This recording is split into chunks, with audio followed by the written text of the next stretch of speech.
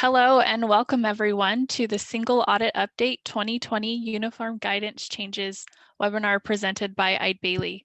If you have any questions, please feel free to use our Q&A box, which is located on your Zoom webinar control panel. All questions will be answered at the end of this session, and your phone lines have been muted. We will be launching polling questions during today's presentation. Please participate in the polling questions as we launch them. You do not need to have the correct answer. In fact, the polling questions that we have today are kind of a brain break, and there is not really a correct answer, but we do need to see that you are participating.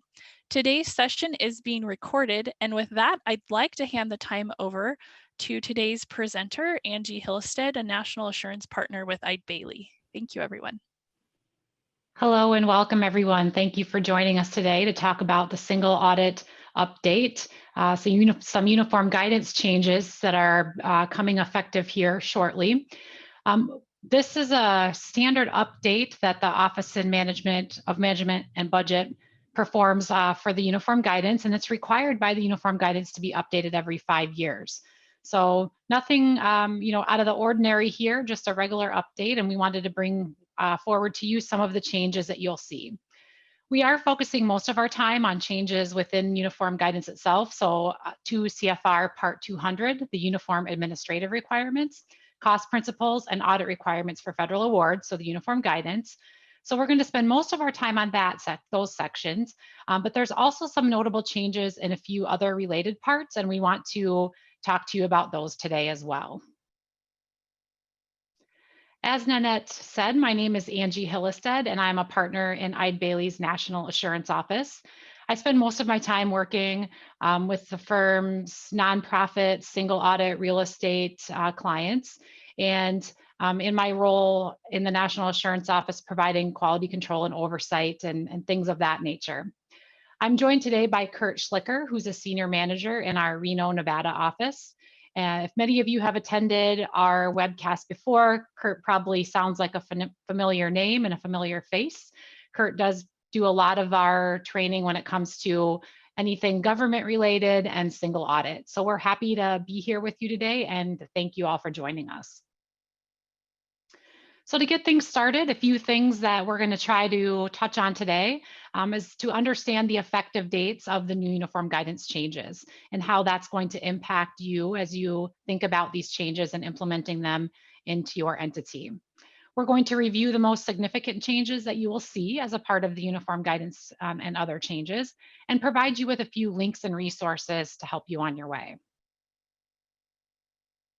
And with that, let's dive in and talk about the effective dates. The new uniform guidance is going to be applicable for all awards that are issued after November 12th, 2020. So just to clarify, again, if we think back to the last update, this is based on when awards are issued. So if you're a current award recipient, including anybody that's received funds under the CARES Act or any other pre-November 12th guidance or pre-November 12th awards, you are going to follow the old uniform guidance. If your award is being provided after November 12th, you're going to follow the new uniform guidance. With 2 exceptions. We're going to talk about, when we get into parts C and D in a little bit, 2 provisions that are immediately effective for all entities, regardless of when your award was issued. And that's going to be some rules on certain telecommunication and video surveillance transactions, who you can and cannot seek to provide those services to you, as well as some changes in termination clauses. So when we turn it over to Kurt here in a little bit, he's going to walk us through those changes. So we're going to start by looking at 2 CFR 25, which is the Universal Identifier and System for Award Management.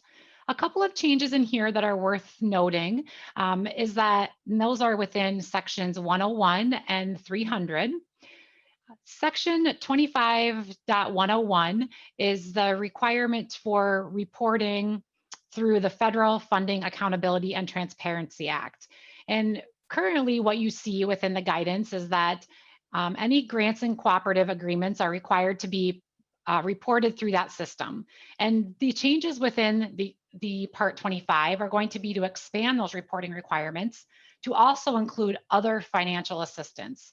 such as loans, insurance, contributions, and any other direct appropriations. So it's really going to widen the net of reporting under FFATA.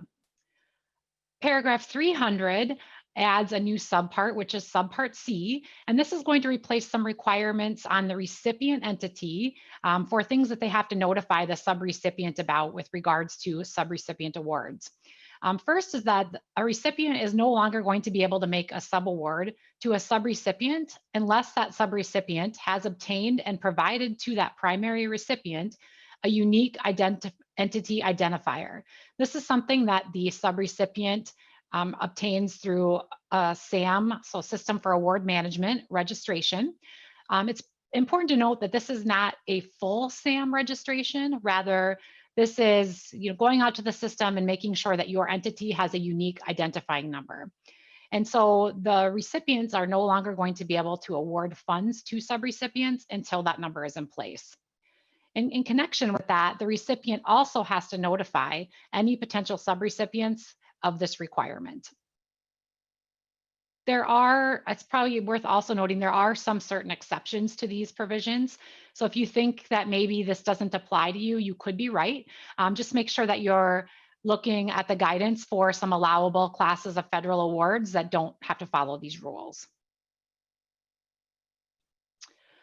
Another section we want to look at is Part 170, and this is reporting subaward and executive compensation information.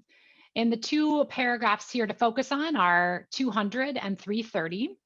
So paragraph 200 revises the reporting threshold to require agencies to report federal awards that equal or exceed the micro purchase threshold on a public-facing OMB designated governmental website. So it's now setting that those reporting requirements at the micro purchase threshold.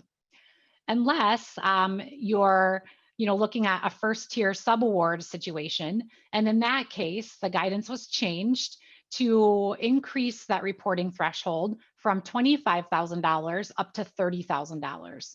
So if you're a first tier subaward that equals or exceeds $30,000 of federal funds, you need to be doing the reporting on the OMB's designated website. Unless, again, there's some specific exemption that your entity has through another section.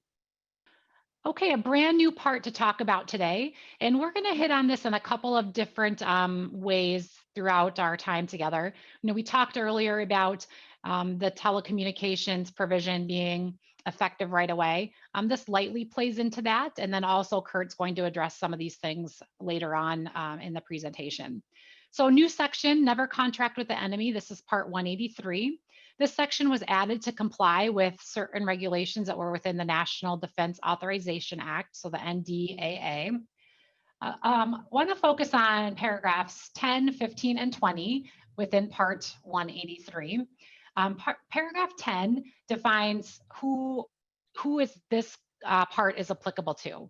So this new part is going to apply to only grants and cooperative agreements that exceed $50,000 and are performed outside the US, and this would include anything where performance is happening in a US territory, to any person or any entity that's actively opposing the United States or coalition forces involved in any kind of hostile operations.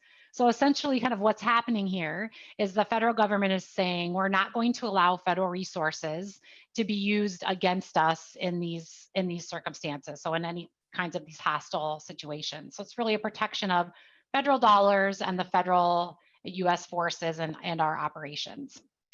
This section does not apply to authorized intelligence or law enforcement activities that are occurring within the federal government. Also, a provision within this section is that the federal government is going to use SAM exclusions and the Federal Awardee Performance and Integrity Information System to ensure compliance, that an entity is in compliance with these provisions before awarding a grant or cooperative agreement. Additionally, any termination under this part, so any contract or grant or cooperative agreement that is canceled or terminated because of a violation of Part 183 has to be reported within the Federal Awardee Performance and Integrity Information System. And this is really to make sure that entities are complying with this regulation. Agencies are also going to be required to include non-federal entity responsibilities and any agreements that they provide to ensure that no federal award funds are provided directly or indirectly to the enemy. So those are the few things that we wanted to talk about with respect to other sections that had some changes in them as a part of this update project. And we're going to focus the rest of our time now on specific changes to uniform administrative requirements, cost principles, and audit requirements for federal awards. So what we all know as the uniform guidance. Subpart A had some pretty significant changes and also just an overall overhaul. Subpart A is the acronyms and definitions section of the uniform guidance. The biggest thing that you'll see here when you look at how things are different is that the Office of Management and Budget removed specific paragraph references for each definition and instead merged them all into a single paragraph, 200.1. So they're now in the uniform guidance in alphabetical order in one paragraph. There are also, many little tweaks throughout on definitions, some added, some removed, some wording changes here and there. I want to focus on the ones that we think are most significant to most of the entities that we work with within our firm. The first is that the term assistance listing is going to replace CFDA. So now you'll see awards referred to as the assistance listing. And also the uniform guidance took the compliance supplement and now officially made this an authoritative source for auditors. Those of you that are accustomed to uniform guidance audits know that we as auditors are often referencing what we see in the compliance supplement. So we're really already doing this, but the uniform guidance now made it official. This is an authoritative source for us to look for information on auditing a program. There's also much discussion that was added regarding the definition of an improper payment.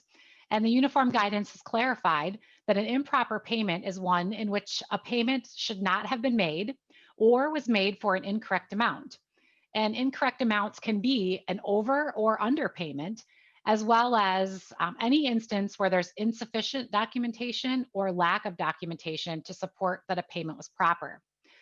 The one thing that is noted here is that a question cost is not considered an improper payment until the transaction has been completely reviewed and confirmed to be improper. So we might identify question costs in our audit, and those question costs may or may not end up becoming improper payments.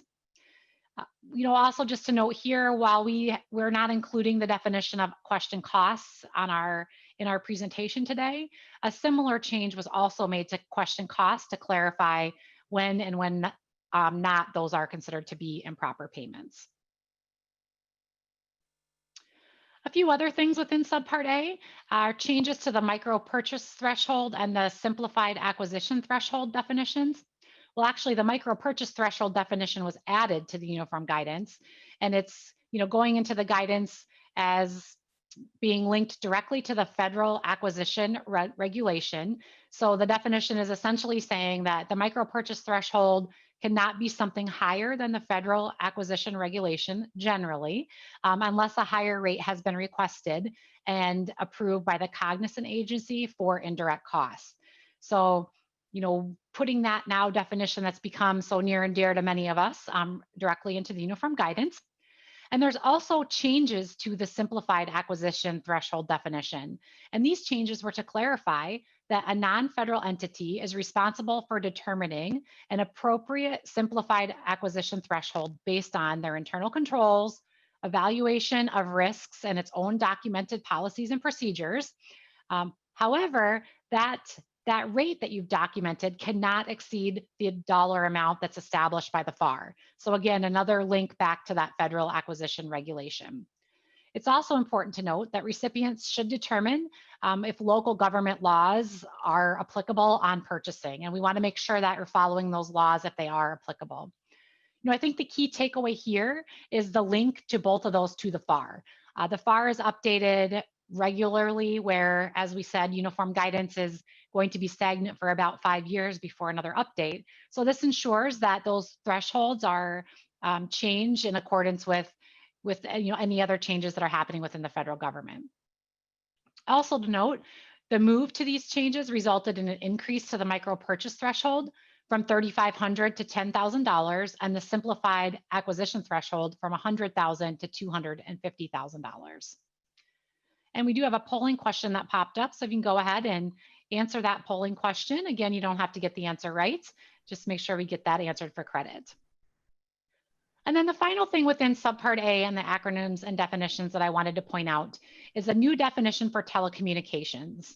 And this has been added as the cost of using communication and telephone technologies, such as mobile phones, landlines, and intranet. So this is a hot button topic in many different ways. And now we've got a definition for what telecommunications is within uniform guidance. And with that, I'm going to turn it over to Kurt, who's going to talk us through a couple of other sections of changes. Thank you so much, Angie. And so moving on to Subpart B, general provisions now out of Subpart A. 2 CFR 200-101. So really general provisions, this is kind of, again, more of the administrative side of uniform guidance. They did finally clarify the difference between must and then should or may. So must now is a requirement, and should or may is best practice. You know, there's always been confusion on whether or not if an organization didn't follow a should or may, does that result in a finding? Some said yes, some said no, it kind of went back and forth. So they finally clarified the difference between must, should, and may. They also, in very specific cases, clarified the hierarchy of the cost accounting standards, the FAR, and uniform guidance. And really this always came up when organizations had cost reimbursement contracts under FAR. And the question was, well, when there's conflict between FAR and uniform guidance, which set of rules and provisions do we follow? What do we audit towards? What does the organization and the entity follow? And so they clarified that cost accounting standards and FAR have a higher hierarchy than uniform guidance in cost reimbursement contracts under FAR. So basically you default to cost accounting and FAR, and then uniform guidance is underneath that. But keep in mind, for other grants, other federal financial assistance, then uniform guidance is what takes precedence. So just a little bit of clarification there. 200.102, that added a clause that, and we're going to get into a lot of performance measuring and innovative ideas and stuff like that coming up in the next few slides. But 201.02 added a provision for federal agencies to request exemptions or waivers from certain parts of uniform guidance if it's in support of innovative program designs. You know, whether or not they want to suspend certain allowable costs or cost principles or certain financial management provisions, it just all depends. But that will be at a federal agency level requesting those waivers. So not necessarily any you know, organizations, any recipients, but just keep in mind that you may in the future start getting notifications from the feds of, you know, exemptions to uniform guidance because of certain innovative factors. Subpart C, this is the pre-federal award requirements and contents of federal awards. 202, they now mandated or required that federal agencies create an assistance listing prior to the notice of funding. Many of you are probably aware of when you're trying to prepare your schedule of expenditures of federal awards, that sometimes you have unknown CFDA numbers that go on there because there's not a CFDA number, or what will now be an assistance listing number, and one hadn't been assigned or created for it now. Hopefully going forward, that is corrected and we shouldn't see unknowns anymore, because that assistance listing is supposed to be created prior to even the notice of funding. There's a heavy emphasis on the focus of goals, objectives, and results. You know, I think single audit over the last 20 years has been very focused on compliance being, you know, does the invoice tie to the dollar amount reported? Did they maintain a certain level of expenditures? It's very backwards looking at what happened, and that stuff will still be there, but there's going to be a real focus on performance of, an organization got $1 million. How many people did they serve with that $1 million? If it's some sort of commodity based program, how many meals did they serve with $1 million in funding? And there's going to be performance metrics, there's going to be goals. And again, this is setting the framework for that uniform guidance. And we're going to talk about that more as we go through the sections. There's a little typo here. It should have been, it's 205. 204 was the previous federal regulation.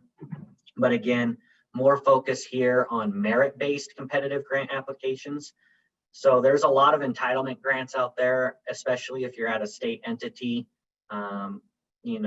The states have a lot of entitlement grants, especially through HHS, but there is going to be more competitive funding applications available. And in those competitive funding applications or grant applications, there's going to be a focus on merits and delivery of results. Again, back to what I just said, as an example, you have $1 million. How many meals did you serve with that $1 million? The goal is that this is objective. We'll talk later. It's going to be evidence-based or hopefully evidence-based performance goals and objectives. But again, this is laying it into the uniform guidance, that focus. These performance goals or these merit-based, scoring criteria, if you will, those will be incorporated into the notice of funding. So if you're at an organization applying for a competitive grant, you will see hopefully the merit-based pieces of the funding and hopefully where you score well, to give you an indication of, do we have a chance at achieving this competitive award.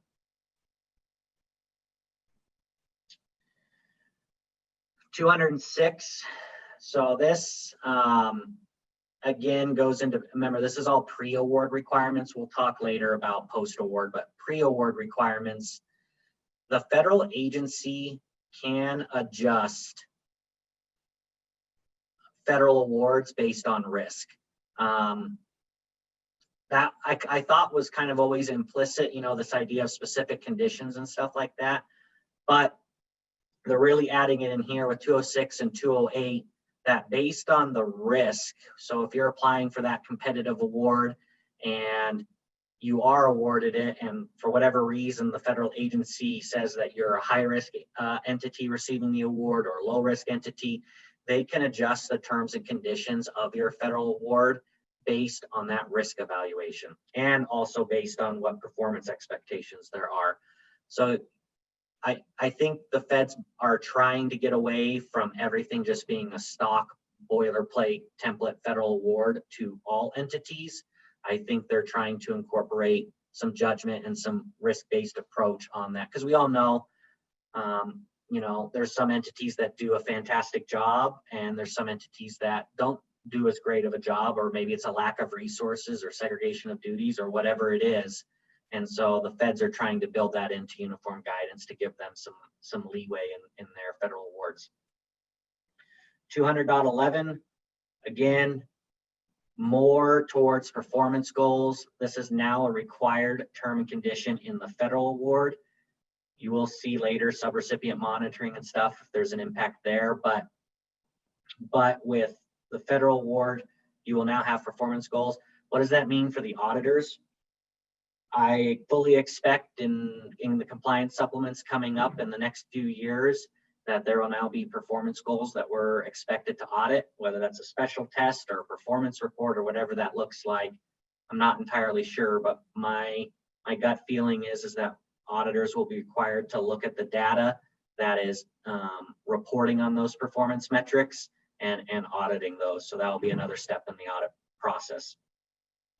Another poll is launched just for those of you looking for CPE, please answer the poll. Another term and condition that's required in the federal award is if future budget periods are allowable. That must be indicated in the period of performance. Unclear of whether they meant budget carryover or whether it's a 4-year period of performance and they're giving you an annual allotment each year. I would suspect in either case, they should make that clear of whether budget carry forwards allowed for unspent monies, or whether or not this is just, you know, the current year allotment of a 4-year award. I would expect either one to be clear. And then they must also make clear any of the termination provisions of the federal award. And this is termination provisions when the feds essentially are terminating the grant award with the recipient. I'm trying to think back, was that ever unclear of when they could? Maybe it was ambiguous, but now it's a required contract provision so that when you sign on the dotted line as a recipient organization, you know the provisions that could cause termination of the grant award. 200.215, this is where Angie was speaking earlier on never contract with the enemy. This is where it's been codified in uniform guidance. This is applicable for covered contracts, grants, cooperative agreements, basically any sort of federal agreement that is greater than $50,000 performed outside the United States and in support of a contingency operation in which members of armed forces are actively engaged in hostilities. Some of you may be thinking, well, what does that actually mean? Essentially, you can't contract greater than 50,000 with foreign governments or corporations in foreign countries that we're at war with, or we're have troops on the ground and we're engaged in hostilities with. So keep that in mind. I don't know how applicable that is. For many of my clients, I don't think I've ever seen contracting with foreign countries or foreign companies, especially in war zones, but it could happen. I know there are grants out there that do support some of those activities. So just keep that in mind if you do have those. 200.216, here again was Angie talking earlier on the prohibitions of certain telecommunication and video surveillance equipment. And essentially the background, or what this was on, is that regardless of the political side of the spectrum that you're on, there were concerns that some of foreign countries were using telecommunication and video surveillance equipment to steal data and report that to their government, spying or just data breaches or whatever you want, whatever you believe. Regardless, uniform guidance added this provision in there that prohibits, it's basically a suspension and debarment list for these companies specifically listed on the screen for telecommunications and video surveillances. Now, this is required and effective immediately, so this is not something that you get to delay and worry about on post awards and all that. You must transition from these. If you have ongoing contracts, you must be working diligently now to transition away from those services or contracts with these companies and move on to a different provider.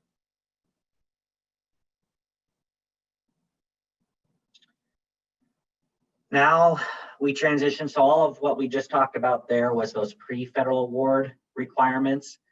Now we're going to talk about the post-federal award requirements, and this is really where the auditors live, but still something for organizations to be aware of. Again, 200.301, this is now the reporting side. So we had the pre-federal awards with add-in performance measures and goals and merits and all of that stuff. And now here we have the requirements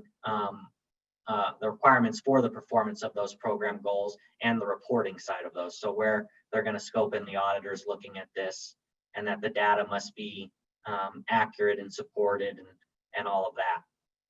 It should align with whatever the pre-award required. So whatever the feds communicated in that notice of funding and in that federal award, that will be what aligns to your performance metrics and performance reporting on the back end. Again, measured and objective.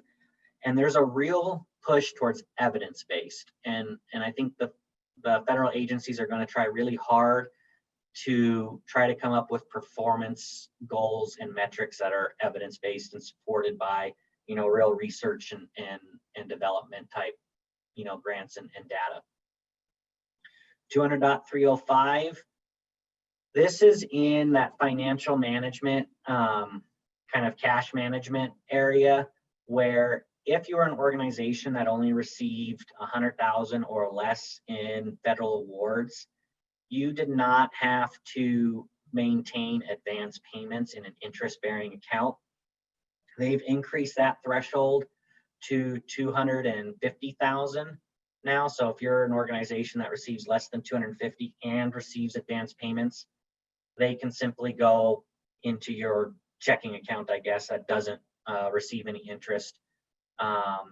Again, not sure how applicable, especially for most of our clients. If you're on the line and watching this, I would imagine that you need single audits and you're over 750,000 or at least close to that dollar amount.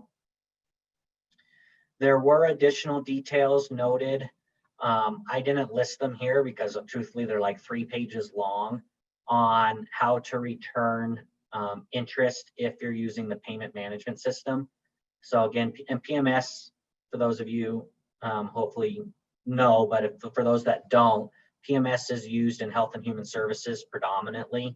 And so if you have an interest liability that you have incurred, that you theoretically owe back to the feds that didn't get reinvested in the program for whatever reason, there are procedures that are 3 pages long of how to return that interest through the payment management system.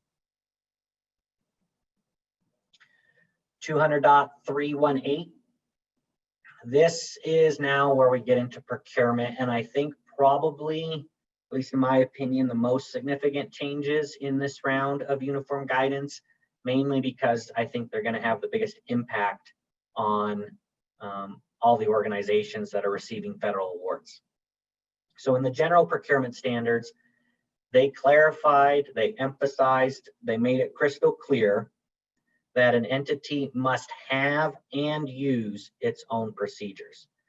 Previously, it said that an entity must use their own procedures, and we'd see entities that would have one sentence that says we follow state law or we follow uniform guidance, and that was their procurement policy, was one sentence, we follow regulations or law. That is not sufficient. I mean, that's not their own procedures. They don't have internal controls built in there. It's just a reference to Code of Federal Regulations. So now there's an emphasis that each entity must have their own procurement policy, and they need to use those policies. They must conform with federal procurement regulations. I see this a lot here in Nevada where I'm at, because there's a lot of divergence between uniform guidance procurement and Nevada state law, at least for local governments. We will get in on the next couple of slides that there is some relief for some of that, and we'll see that with the thresholds. But they made it quite clear that federal procurement regulations must be followed. There's no sort of like, state laws trump federal laws. I always thought that was interesting when organizations would come up with that argument. But that being said, the feds have recognized that they must also conform with applicable state, local, and tribal laws. And so when you have a conflict between all of those, you default to whatever the most restrictive is. So federal procurement says you have to do something at 50,000, but state law says you have to do something at 25,000, then you would follow the $25,000 threshold. They also clarified the use of purchasing alliances. This is obviously very common for entities trying to, save resources, let these big purchasing organizations handle all the bidding, handle the contracting, and to take advantage of that and either joining on other contracts. This is very common with states that join other state contracts that have already been negotiated. Anyway, there's a lot of these alliances, and they clarified that the competition requirements are met by basically using those purchasing alliances, because they're going through competitive purchasing through those purchasing arrangements. The one thing to note here, though, is that they did not clarify the contract provision piece. And so if you're using a purchasing alliance contract and you're joining onto it, but that contract wasn't written to have all the terms and conditions of a federal award, meaning they're missing suspension and debarment provisions and termination provisions and stuff like that, there was no clarification on whether that would be a question contract or not. I know in the past we've recommended to our clients that they do an amendment or make that contracting entity aware that this is a federal award and they're subject to the federal provisions. But just keep in mind, this uniform guidance didn't clarify that, but at least clarified the competition aspect. 200.319, really the only thing they added here is they made it black and white that non-competitive purchases can only be made if they meet the non-competitive purchase clauses, which sounds a little silly to put in there, but obviously somewhere somebody had a question or challenged something, and so they wrote a specific clause in 200.319 that if you're going to use a non-competitive purchase, it has to meet the exemptions under 200.320. So then under 200.320, this is where this is the real changes of procurement. They clarified that procurement is the acquisition of property or services. So think about it, it's purchases from vendors. It's not subrecipient payments. That is not procurement. That's not the acquisition of property or services. You're passing through dollars to a subrecipient to carry out program objectives, not purchasing property or services for the benefit of your organization. They defined informal versus formal procurement. This hasn't changed. This is the same that it previously was, but they defined it better so that a reader of section 200.320 didn't need to have a master class in federal regulation to understand it. So essentially, informal is micro purchases and small purchases, meaning a quote process or micro purchase process where you just do a cost analysis and you go to Target or Walmart or Amazon and you're buying something that necessarily isn't a formal process. And then the formal process, that's your sealed bids, your competitive proposals, request for qualifications, the actual formal advertising side. We'll go over the significant changes to the thresholds on the next slides, but these are the significant changes. They also clarified that micro purchases can include price or rate, like historical information based on research or experience. So for example, if your entity has purchased certain goods before and you expected them to, and they were a certain dollar amount before, you can kind of bank and use that history to then authorize a micro purchase, and then no other documentation is necessary. It's a real informal process. It's meant to be informal. They also noted that P cards can be used for micro purchases. A lot of entities were already using micro purchases or P cards. It's very common, but they clarified that entities can use it, but then put it in your procurement policies, have some internal controls around it, and then move on. Okay, micro purchase threshold, and here there's a lot of words on the slide, so we'll try to go over it, kind of what this all means.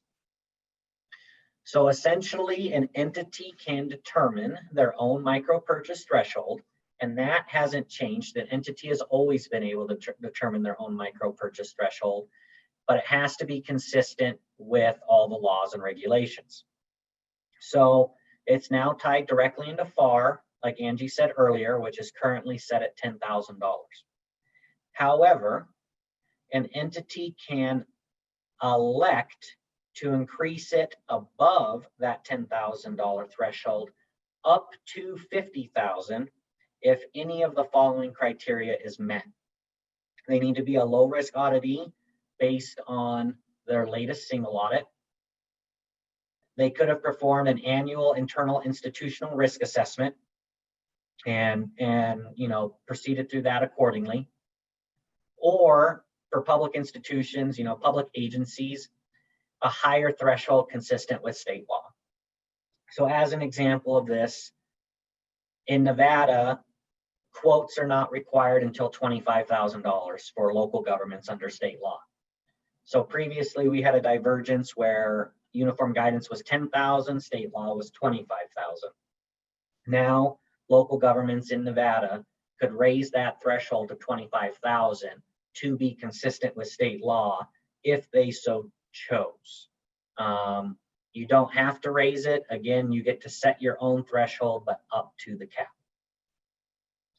If entities want to increase it even further above $50,000, then they need to go through the approval process, whoever is the cognizant agency for indirect costs. I don't know how frequent or common this will be. I imagine that most entities will kind of take advantage of that $10,000 to $50,000 threshold and come up with justification there. If it's a nonprofit entity that maybe doesn't have state laws that are applicable to it, maybe they'll have to consider what that internal institutional risk assessment looks like. But I think for a lot of the local governments, at least there's some relief here where there was a difference between state law and uniform guidance on this threshold. And another poll has popped up, so please answer that for your CPE. Okay, simplified acquisition threshold. What changes happened here? Is this as exciting as the micro purchase threshold? No, not really. So the simplified acquisition threshold, again, no change here. An entity can determine their own appropriate threshold based on controls, risk, documented procedures. Must be consistent with FAR, but it also must be consistent with state, local, and tribal laws. It can be a lower threshold. It just can't be above 250. And unlike the micro purchases, there are no exemptions or waivers to go above the $250,000 threshold. So what in practice does this look like? Essentially, you start at 250. If your organization wants a lower amount, you'll address it as lower.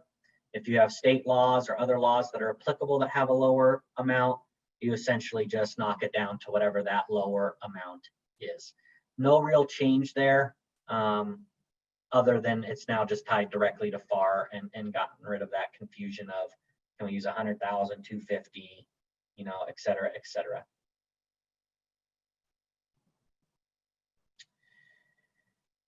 Here's where they actually built in the details for informal and formal. So they did clarify that formal procurement methods, that's used for property or services when it exceeds the simplified acquisition threshold. There's no change here. This is what's always been required, but they put it into writing to try to make it more understandable. What are formal purchases? Sealed bids, proposals, RFQs for engineering type services. Any of those publicly advertised procurement actions, those are formal procurement methods, and they're required when your purchase exceeds the simplified acquisition threshold. One thing I didn't note in here, but they did note that if you want to use a formal procurement method for something that's less than your simplified acquisition threshold, that's perfectly allowable. You're not precluded from going out to bid. If the transaction's lower than your simplified acquisition threshold, it's just required if it's more than the acquisition threshold. Non-competitive procurements, they had no changes here. It's still public exigency. It's still prior written approval. It's still sole source. Or if you went out to bid and you only had one responder, that's obviously non-competitive and you have to award it to that one responder. They did add in, the one change they added was that micro purchases are technically non-competitive as long as they met a cost analysis, that the cost analysis was reasonable. Meaning, what do I mean by that? The organization didn't buy pencils for $50 a pencil, right? That would be an unreasonable cost for pencils, even though that's below micro purchase. You know, that would not meet a reasonable cost analysis. 200.322, this is a brand new regulation, and this is domestic preferences for procurements. So those of you that were around for the ARA days, that's very similar to that Buy America clause.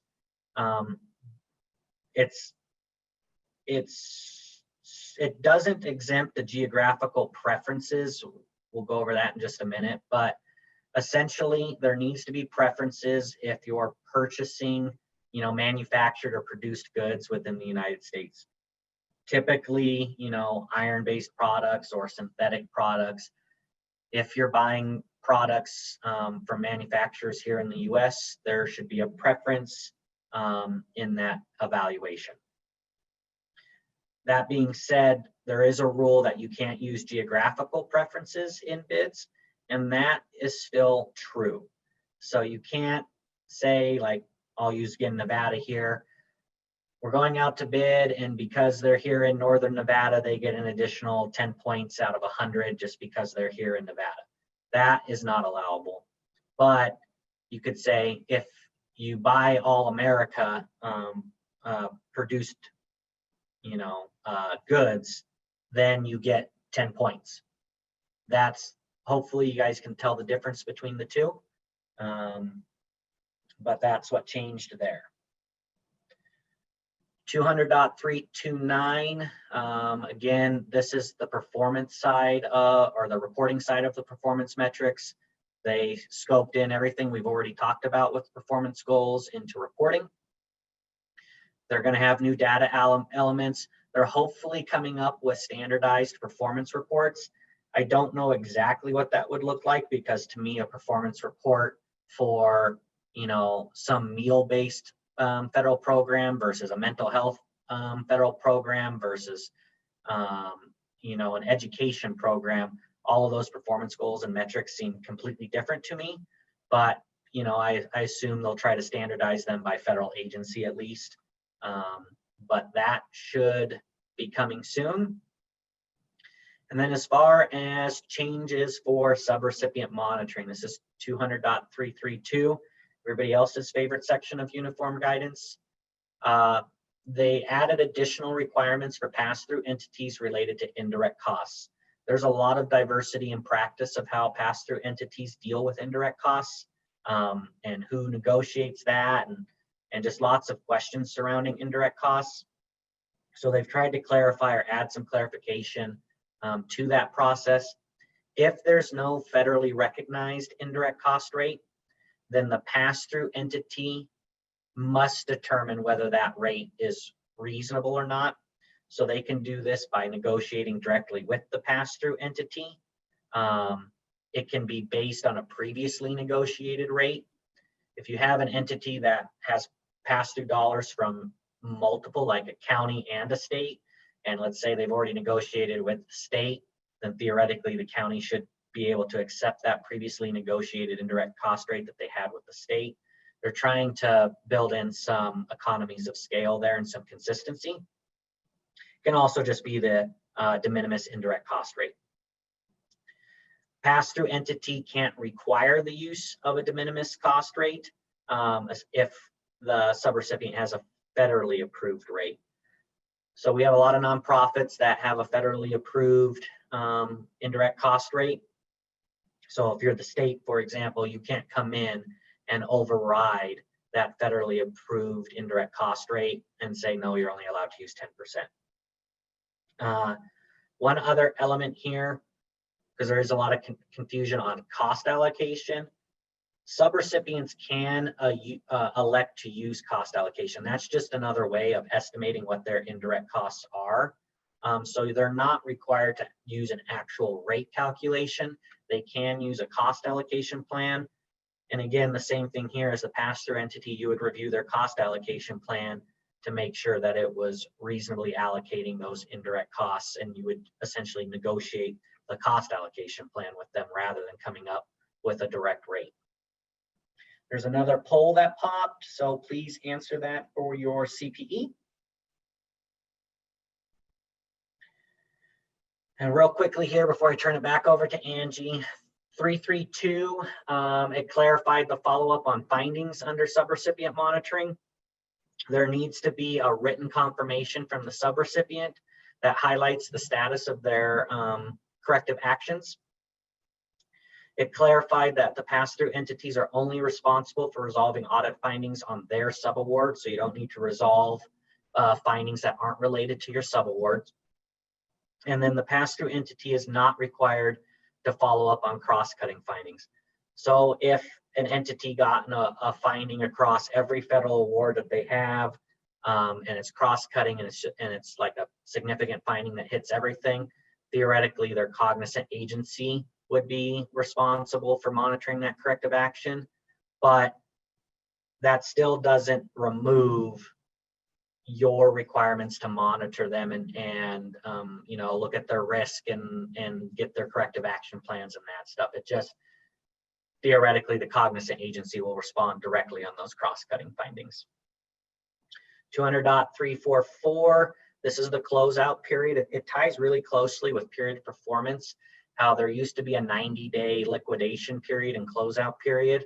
They're now extending that to 120 days. And then the subrecipient to the pass-through entity, that's 90 days or earlier if agreed. But the uniform guidance is trying to do here is give pass-through entities an extra 30 days to close out all their business with their subrecipients, compile all that data in that interim 30 days to then close it out to the federal agency. And then the federal agency now has to close out the award within a year. So with that, I think, did I lose control? I think you, oh, I'm going to turn it over to Angie now. All right, thank you, Kurt. A lot of great information there. Some pretty big changes in some of the sections that, you know, we as auditors really spend a lot of time working through with our clients. And so expect that we'll be pushing a lot of questions Kurt's way as we kind of navigate what this all means in practice. So I want to round out our update today by talking about subparts E and F, and then providing you some resources on some changes in the appendix, and then some links to other resources that you can look at. Subpart E is the cost principles, and there was a few of the paragraphs that had some changes to the guidance. First being within direct costs. So a slight change in the section that talks about direct costs. And this change was really to provide some consistency and clarity among federal awarding agencies by adding to this discussion in 200.413B that a program evaluation cost could be a direct cost. So the update says, if directly related to a specific award, certain costs that otherwise would be treated as indirect costs may also be considered direct costs. So that was there, that's not new, but then it provided some examples. And the new piece is that program evaluation costs are now added into the examples of costs that may be considered direct costs. So this could be a change kind of depending on how you were previously recording those costs. Some changes to the de minimis rules that many of you might find to be beneficial to your organization. The current rules only allow entities that have not previously had a negotiated indirect cost rate to use the 10% de minimis rate. This change is expanding that rule to allow any entity without a negotiated rate to use the de minimis rate. So where you're really going to see a change here is that this is going to be a benefit to those entities who maybe previously had a negotiated rate, but then for whatever reason, that rate has expired. So maybe there was, you know, a break in the federal relationship, or no longer receiving a particular source of grant funding. Maybe your organization just didn't have the resources that it needed to prepare an indirect cost rate plan. Whatever the case may be, if you don't have a negotiated rate currently that you're using, you're able to use the de minimis rate. And then the other nice thing is that you don't have to have any documentation in place to justify the use. So Just need to make that change and then can switch over to that rate.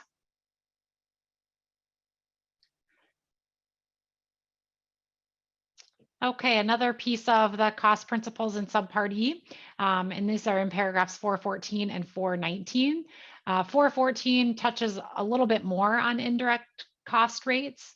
So this pertains to entities that have an indirect cost rate, and it's requiring that entities that have this rate now need to make the rate, the distribution base, and the rate type publicly available on an OMB designated website in order to comply with the FFATA requirements. So this change and the change that we talked about earlier when we started the afternoon off talking about some changes in reporting are all part of the government's stated goal of increasing transparency within the government. So now going to be required to publish that information so that it is publicly available. There is an exclusion here that came from feedback on the draft uniform guidance in that Indian tribes and other tribal organizations are not required to comply with this piece of the uniform guidance. There were also some changes to the requirement in disclosure statements for institutes of higher education. This is really narrow and specific to institutes of higher education. So I'm really just going to mention it to say that it's out there. If you think this applies to you, make sure that you're looking at 204.19 for some additional information. Or if you're on Eide current higher education distribution list, you could look for some information to come out from us on that shortly. I want to take a look at one other thing within Subpart E, and this is, the continuation of the discussion that we've had about telecommunications and video surveillance. So we've had a lot of different facets that we've addressed with respect to that. This is a new section that was added to allow costs that have been incurred for telecommunications and video for surveillance services or equipment. So this is going to make allowable things like phones, internet, video surveillance, cloud servers, many of those things that kind of fall in that technology realm that are not specifically addressed currently in the cost principles. Of course, you do have to be mindful of the certain exceptions that we've already discussed to make sure that who you're contracting with is allowable within the uniform guidance. Okay, so a few changes to Subpart F, really addressing two major areas. Now, these are the audit requirements within uniform guidance. So if you're a client listening to this webcast, you know that this is what we follow. If you're not so familiar with these provisions, your auditors are. So these are our key items for us, but good things for you to know as it does provide a little direction as to what we look at. The first is addressing section 513, which is the section that talks about the cognizant agency for audit responsibilities. And this section added some clarification that says that when direct funding represents less than 25% of the total expenditures, either as direct awards or subawards, the federal agency that has the predominant amount of total funding is going to be designated as the cognizant agency for audit. So this is going to be based on expenditures in fiscal years ending in 2019 and then every fifth year after that. So you're going to keep that cognizant agency and then reevaluate that periodically. The uniform guidance also provides for the Office of Management and Budget to perform certain quality reviews. And the changes in uniform guidance related to these quality reviews clarify that this project can rely on current and ongoing quality control review work that is being performed by agencies, state auditors, professional audit associations. So really allowing more than just the federal government, directly the Office of Management and Budget to perform those reviews. The uniform guidance specifies that these reviews should take place once every 6 years or at such an interval that is determined by the Office of Management and Budget. But just to note that because of some user feedback or the review feedback of the draft supplement, there is no initial start date for when those reviews will take place. And the last thing I wanted to address here before we close it up for the day is Subpart F's changes to paragraph 515. So again, within the audit requirements, this section is now stating that the auditor must determine and provide an opinion or a disclaimer of opinion on whether financial statements are prepared in accordance with GAAP, so materially prepared in accordance with GAAP, or, and this is the change, or a special purpose framework such as cash, modified cash, or some other regulatory basis as required by state law. So the big change here is to now say that those other types of reporting, so other comprehensive basis of accounting, are acceptable, and the auditor's report should report on either GAAP or those other bases. And this will come into play, we believe, with major program determination and whether or not an auditee is considered high risk or low risk auditee for purposes of determining major programs. And with that, we are at the top of the hour. So there are a couple of slides that we didn't get through, but we wanted to provide you with enough information on those slides to be able to understand key changes within Appendix 1, which is the full text of Notice of Funding Opportunities, and then also to provide you with some additional links for resources. So all the information that we spoke about today can be found in those links. So thank you all for joining us today on the Uniform Guidance Update. If you have any questions at any time, please reach out to either Kurt or myself or your Eide Bailey representative for additional questions. Thank you.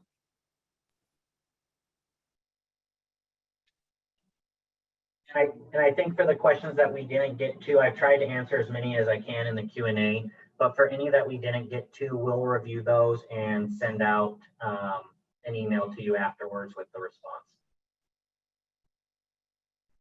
Okay, with that, we are going to go ahead and end today's webinar. Thank you everyone for joining us.